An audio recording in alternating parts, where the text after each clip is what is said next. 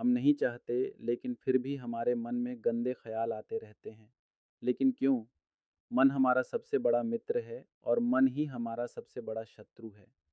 जब हम अपने मन के अनुसार चलते हैं, तो मन हमें भटका देता है, और जब हम मन को संतुलित कर लेते हैं, तो हमें जीवन में सब कुछ मिल जाता है। हम अपने मन में आने वाले गंदे विचारों को रोकने की कोशिश करते हैं, लेकिन जितना हम रोकते हैं, उतने ही अधिक ये विचार हमारे अंदर प्रवेश करते हैं। आप किसी चीज़ से जितना दूर भागेंगे, वह चीज़ उतनी ही ज़्यादा आपके पास आएगी। इसलिए उस चीज़ से दूर न भागें, बल्कि उस पर संतुलन बनाए रखें। एक बार एक युवक गौतम बुद्ध के पास आया और गौतम बुद्ध से बोला, हे बुद्ध, मेरे मन में इतने गंदे विचार क्यों आते हैं? मैं नहीं चाहता कि मेरे मन में गंदे विचार आएं, लेकिन वासना के विचार हमेशा मेरे मन में चलते रहते हैं, और मैं उनके बारे में सोच सोच कर बहुत परेशान रहता हूँ। ये सब सोचने में मेरी ऊर्जा और समय बर्बाद होता है, और इन्हीं सब विचारों के कारण मैं कभी कभी शांत नहीं रह पाता और हमेशा महिलाओं को देखकर मोहित हो जाता हूँ। खुद को रोक नहीं पाते। बुद्ध मुस्कुराए और उन्होंने उस युवक से पूछा, क्या तुम जानते हो कि ये वासना क्या है?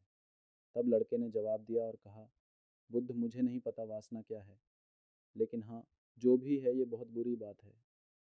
तब बुद्ध ने उस युवक से कहा, सबसे पहले तुम्हें यह समझना होगा कि जो कुछ भी हमारे अंदर स्वाभाविक रूप से है, वह बुरा नहीं है।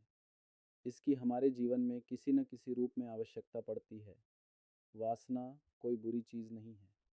ये हमारे मन की एक भावना है जो हमें किसी न किसी चीज़ की कमी का एहसास कराती है, और फिर हम उस चीज़ को पाने के लिए उस चीज़ की ओर आकर्षित हो जाते हैं। जैसे अगर आपके पास पैसे की कमी है, तो आपके मन में पैसे पाने की इच्छा होती है, वासना जगेगी। इसका मतलब ये नहीं है कि वासना बुरी है, बल्कि ये हमारे मन की एक तरह की ज़रूरत का एहसास है। और जब ये ज़रूरत शारीरिक होती है, तो हम इसे काम वासना कहते हैं। युवक ने गौतम बुद्ध से कहा, बुद्ध, मैं वासना का अर्थ तो समझ गया, लेकिन आप ही बताइए कि यह कहाँ से आती है और कैसे आती है। गौतम बुद्ध ने कहा कि वासना कहीं से नहीं आती, ये हमारे अंदर ही है, और इसका होना ज़रूरी है, तभी मानव जाति का विस्तार होगा। युवक ने कहा, जब ये हमारे अंदर है और ज़रूरी भी है, तो लोग इसे गलत क्यों कहते हैं? बुद्ध ने कहा, यही समस्या है। लोगों ने वासना के बारे में गलत सोच रखी है। वे इसे छुपाने और दबाने की कोशिश करते हैं। वासना गलत नहीं है, लेकिन वासना का गलत तरीके से उपयोग करना गलत है।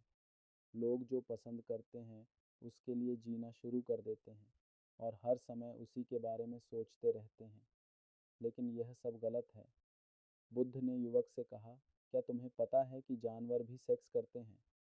युवक ने उत्तर दिया, हाँ बुद्ध, जानवरों में भी वासना होती है, क्योंकि जानवर भी अपनी पीढ़ी को आगे ले जाएंगे। बुद्ध ने कहा, तो फिर हम जानवरों की वासना को गलत क्यों नहीं कहते? युवक ने कहा, मैं नहीं जानता महात्मा, आप ही बताइए। गौतम बुद्ध ने कहा था कि जानवर अपनी वासना का उपयोग सुख के लिए नहीं करते। वे अपनी वासना का उपयोग केवल संतान प्राप्ति के लिए करते हैं। प्रकृति ने जानवरों को इतनी समझ नहीं दी है कि वे वासना को अपनी खुशी का आधार बना सकें, जबकि मनुष्य अपनी समझ के आधार पर प्रकृति में पाई जाने वाली हर चीज़ का उपयोग अपनी खुशी के लिए करता है। हम इंसानों ने काम और वासना को अपनी खुशी का जरिया बना लिया है, जबकि प्रकृति ने हमें अपने वंश को आगे बढ़ाने के लिए दिया है।